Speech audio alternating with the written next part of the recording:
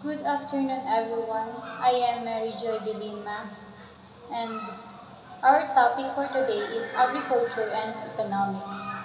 So let's proceed to our objectives. First, define agriculture, economics, and explain its role in agriculture and the economy.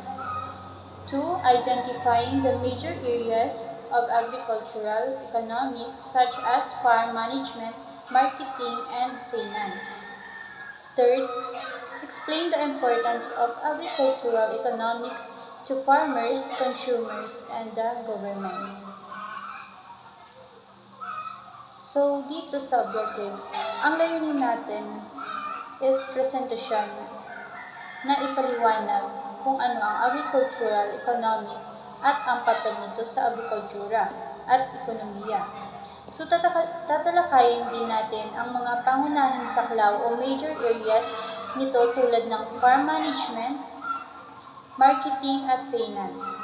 At panghuli ipapakita natin kung bakit mahalaga ang agricultural economics sa mga magsasaka, mamimili at sa pamahalaan. So proceed tayo sa introduction. Agricultural economics studies how farming uses resources to produce food. It helps farmers earn more and supports the economy by ensuring we have enough food.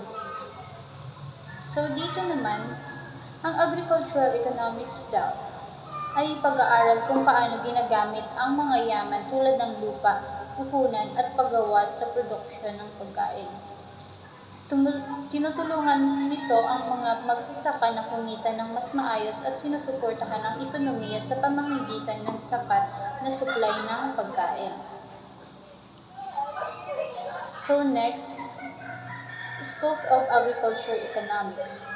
Agriculture economics studies how farmers use resources like land and labor to grow crops and raise animals. It also looks at how these products are sold and reach consumers. This field helps improve farming, marketing, and the use of resources to support the economy and provide food for people. So sabi dito, ang saklaw ng agricultural economics ay nakatuon sa kung paano ginagamit ng mga magsasaka ang kanilang mga resources upang magtanim at mag-alaga ng hayop. Sinusuri rin nito kung paano dinadala ang mga produktong agricultural mula sa bukid hanggang sa merkado. Ang layunin nito na mapabuti ang farming practices, marketing at tamang paggamit ng resources upang masuportahan ang ekonomiya at masigurong may pagkain ng lahat. So next, dito naman tayo sa major areas of agricultural economics. Meron tayong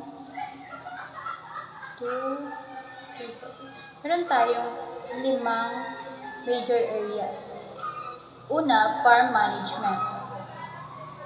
Dito, meron making of farmers, cost, profit, and productivity. Second, agricultural production economics. Ang nakapaloob dito is efficient use of farm inputs and maximizing output and income. So third, agricultural marketing.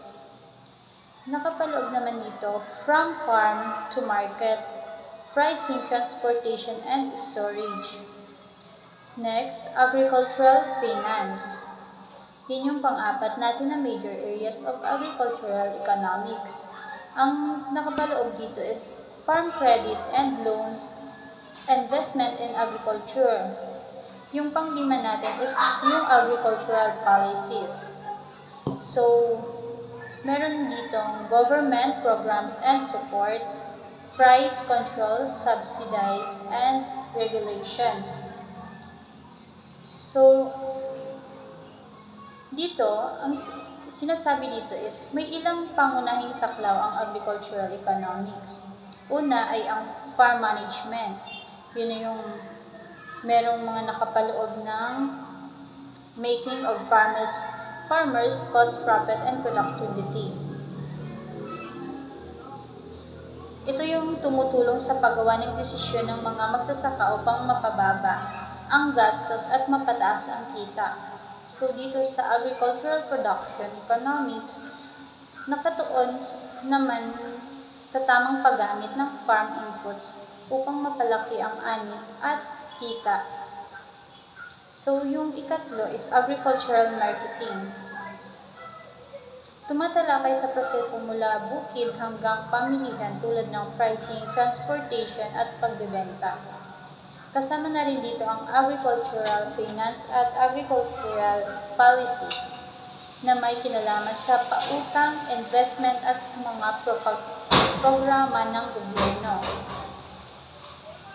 So dito tayo sa importance of agricultural economics.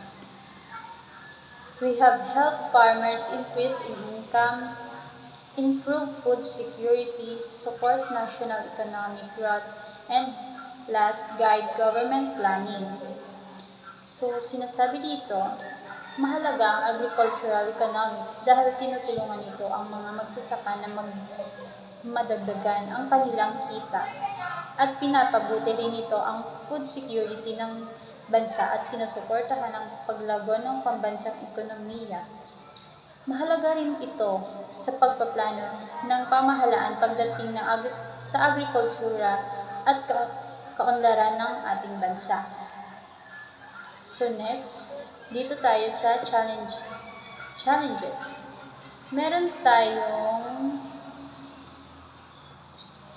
tayong apat na challenges in agricultural economics. First is climate change.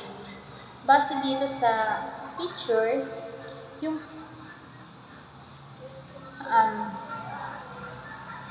climate change is nakakaapekto ito sa pag-aani ng mga magsasaka. So, dito yung pangalawa is rising production costs. Pangatlo, market price fluctuations, and last, poverty among farmers. So, sinasabi dito, may iba't ibang hamon ng agricultural economics. Isa na rito yung climate change na nakakaapekto sa ani ng mga pananim. So, isa rin ang tumataas na production cost tulad ng pataba at binhi. Mayroon din market price fluctuation kung saan pabago-bago ang presyo ng mga produktong agrikultura. So last, bukod doon sa tatlo, meron pa tayong isang problema.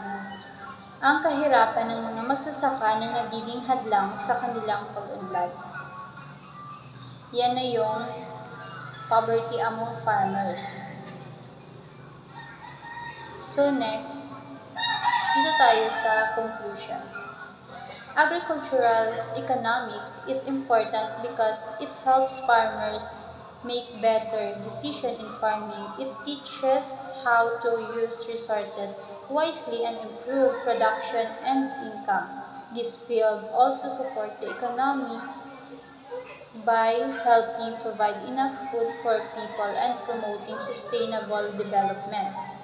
So sinasabi dito, sa kabuuhan, mahalaga ang agricultural economics dahil ginagabayan nito ang mga magsasaka sa tamang paggamit ng resources at paggawa ng matalinong desisyon. Nakatutulong ito sa produksyon ng sapat ng pagkain, pagpapalakas ng ekonomiya at pagsusulong ng sustainable development para sa kasalukuyan at susunod na henerasyon. So that's all. Thank you. Again, I am Mary Joy de Lima.